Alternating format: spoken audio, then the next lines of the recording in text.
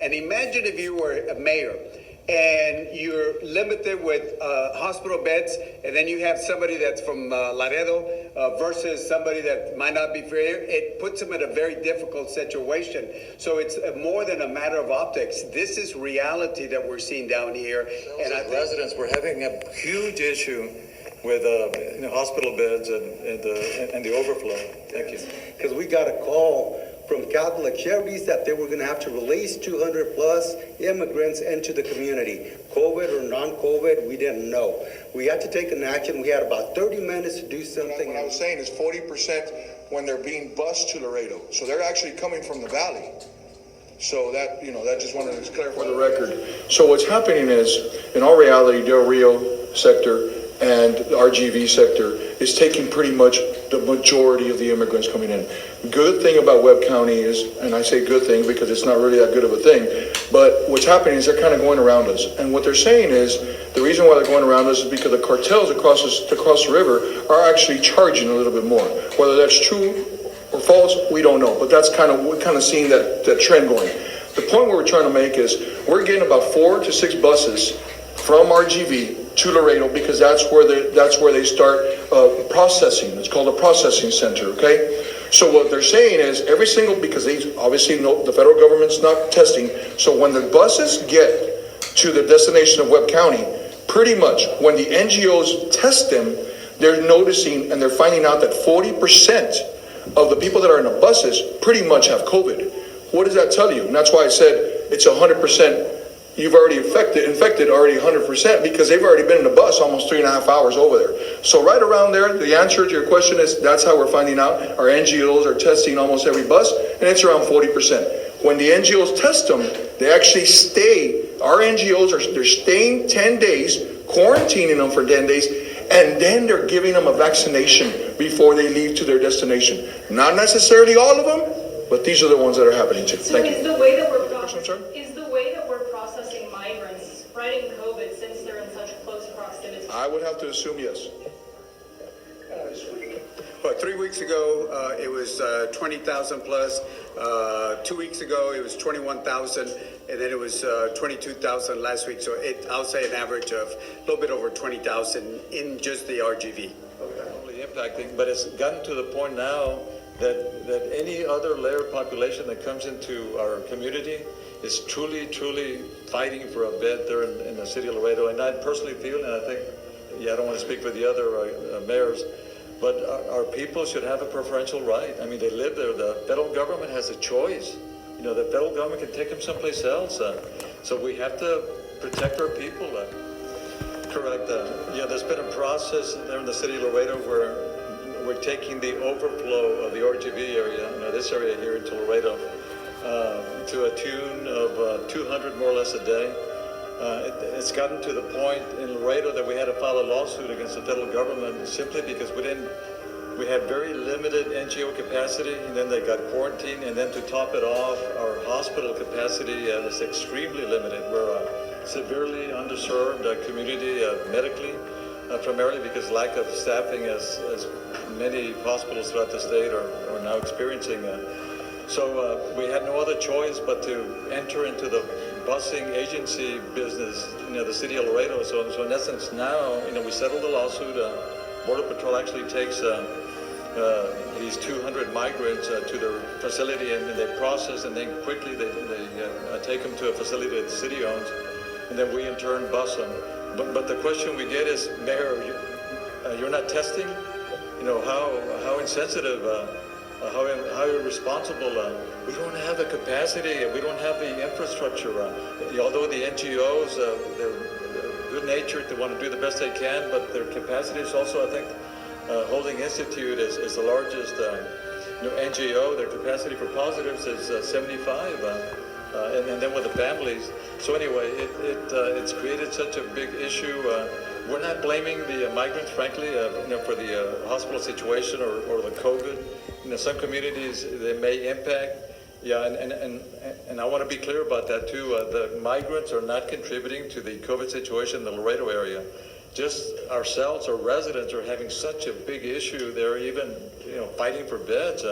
So for the last 9 days, we had 0 ICU beds in Laredo. and about 40 people and over for waiting. The hospitals go into diversion frequently. So, we're having big issues, medically, and we don't have a pediatric facility or unit there too, so that even further complicates it. So it's forcing us to just take the migrants.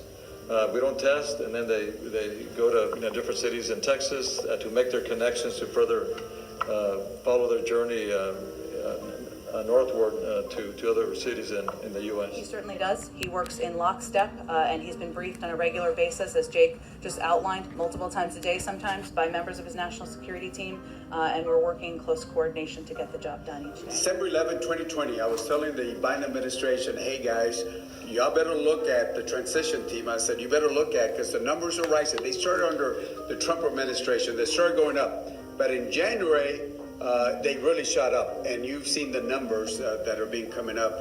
I think fiscal year over 1.3 million. So at the very beginning, I said, are y'all going to test them? Well, first of all, and I think, Judge, you said this, they were not even vaccinating their own Border Patrol. I called the administration in December and said, hey, we got vaccines. Are y'all going to do that? And they said, it's going to be complicated.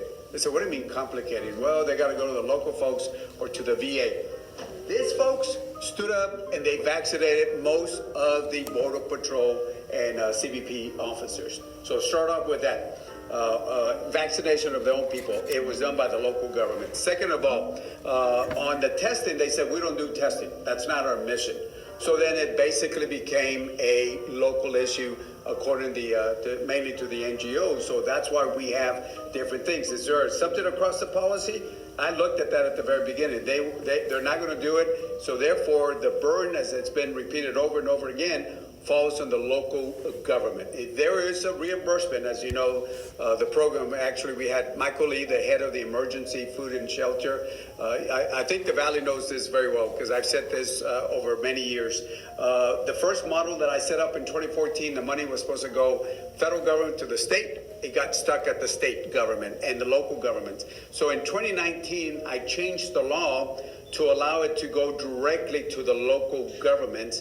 And now anybody can ask their local United Way and they can make the applications and it's working.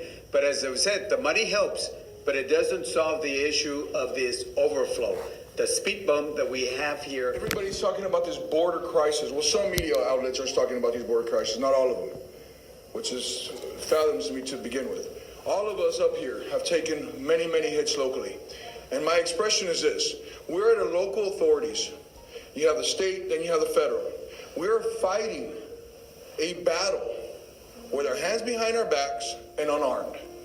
We need the federal government. We need President Biden to be looking down here and taking care of not just the red, not just the blue, but the red, white, and blue, because we all are Americans.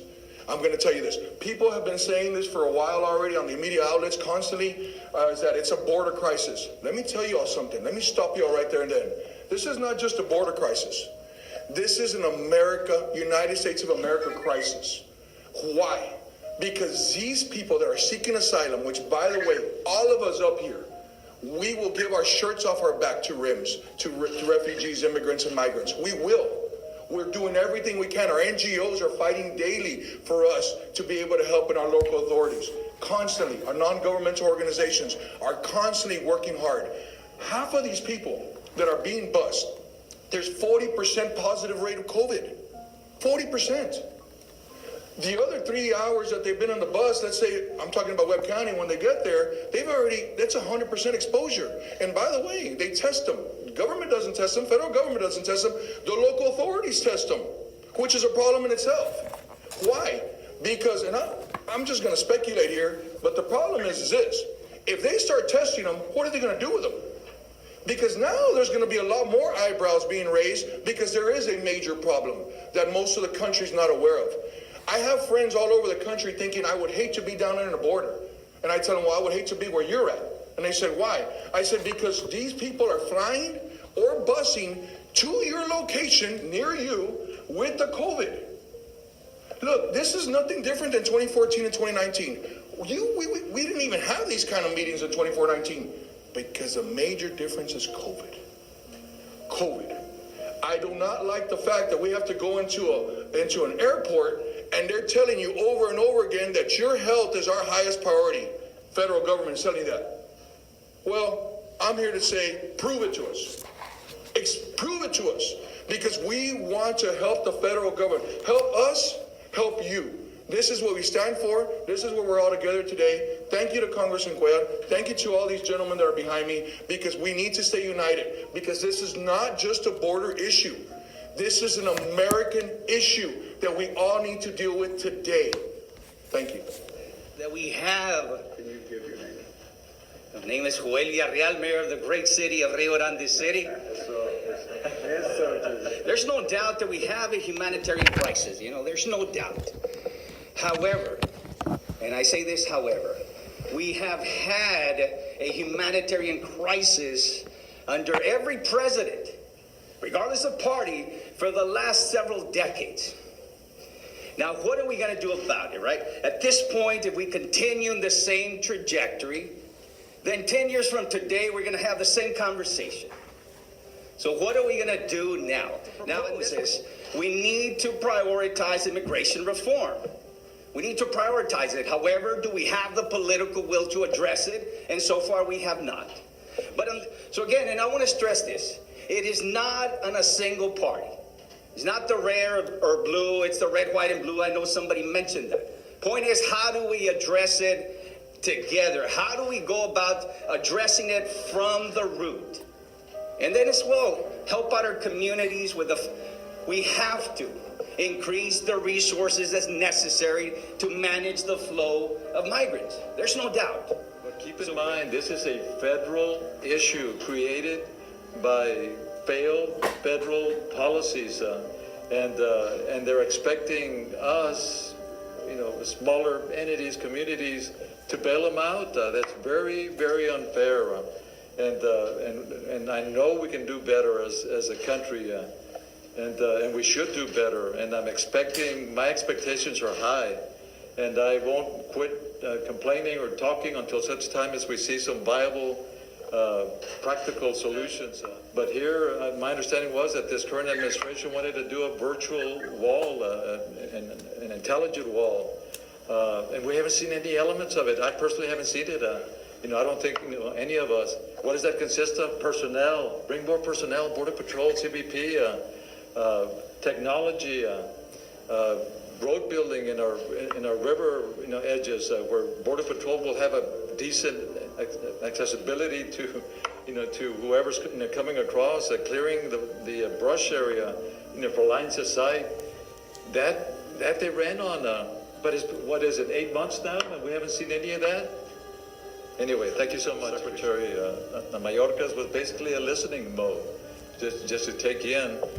But we've been complaining, and people supposedly have been listening for some time. But we needed solutions, short-term solutions. And this proposal that we're saying, a moratorium, pause it, shut that valve until such time as we have a plan in place. Washington put a plan in place, and basically that plan should entail a more efficient way of dealing with the migrants, adjudicate them quicker, have these federal judges here.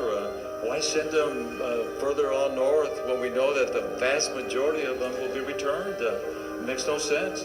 We need efficiency. We're not even at that point yet. We're asking for resources. Personally speaking, 70% of the solution is reinforced Border Patrol. Those people are tired, frustrated. They need reinforcements. And I'm told that the Border Patrol budget has not been increased. That's part of the solution.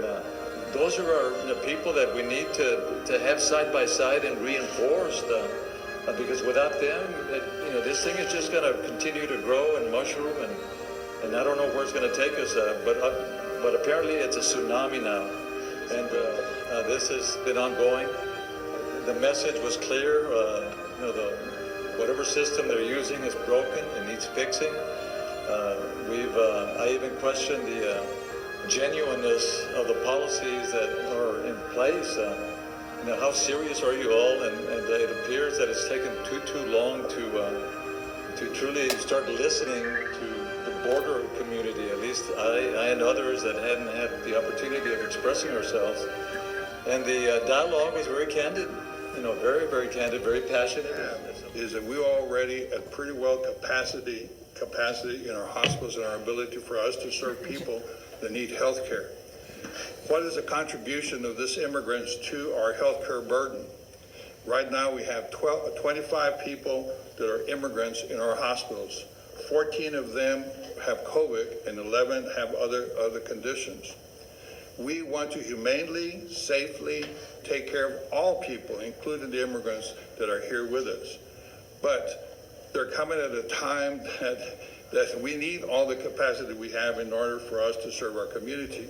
So the suggestion that we gave him was to put a moratorium, you can call it whatever you want to. I think, I'm not a lawyer, but I think a moratorium is nothing more than the legal delay of a law, is simply to stop the flow of assignments seeking immigrants, because that is where the highest volume is coming. And it's a responsibility that belongs to the federal government, but however, the reason that we have Also Do Us Part and over 2,000 people Also Do Us Part is because the federal government doesn't have any place for us to take them. And when these people are turned loose, when they're turned loose by the federal government, they are free people. They are free people. They can do and go anywhere they want to once here. Well, what happens when they do have COVID? What do you want us to do? Just let them go free? That's why we made an investment to try to protect you and protect them and put them in a place where we can really take care of them.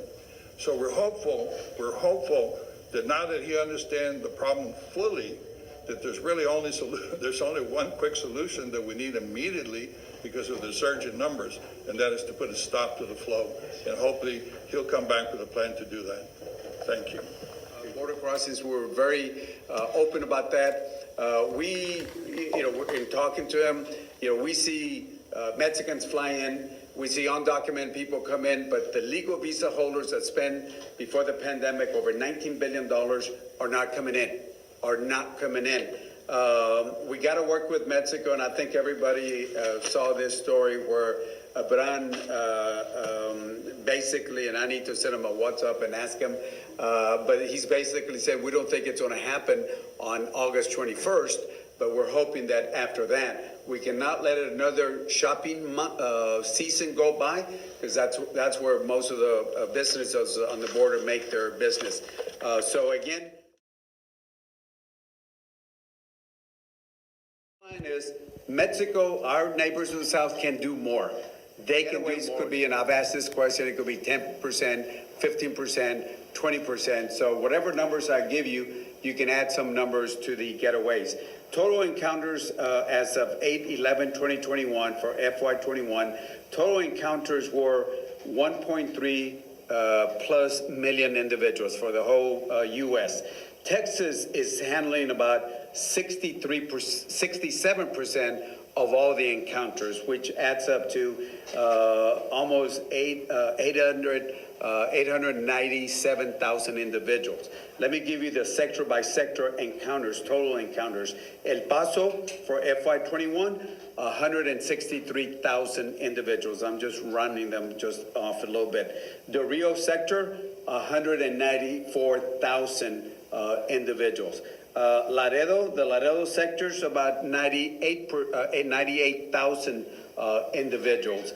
And then the Rio Grande Valley, 443,000. So the majority of the people that are coming here, basically the Rio Grande Valley is getting about 20,000 individuals, a little bit over 20,000 individuals a week. So this is where the work is being done. We talked about several things. Deport you. And again, I believe in legal migration. I don't believe in illegal migration. And as we've said in the past, if you have 100 people that ask for asylum, 10 to 12% are going to be accepted, and the other 90 to 88% are going to be rejected. So why are we letting everybody Actually, you in? said you're getting only a few hours notice. How is your organization preparing? I understand that here in Austin, refugee services like the ones you're offering have dwindled a lot. They have. So over the past 4 years, federal funding has been cut dramatically for refugee resettlement. Typically, on an average year, 95,000 refugees enter our country. This past year, a cap was put on to, we as resettlement agencies, we usually have about 2 weeks notice. Currently, we're getting about 8 to 14 hours notice. And so there's a lot to do in that really short amount of time. And so That this did happen more rapidly than we anticipated here.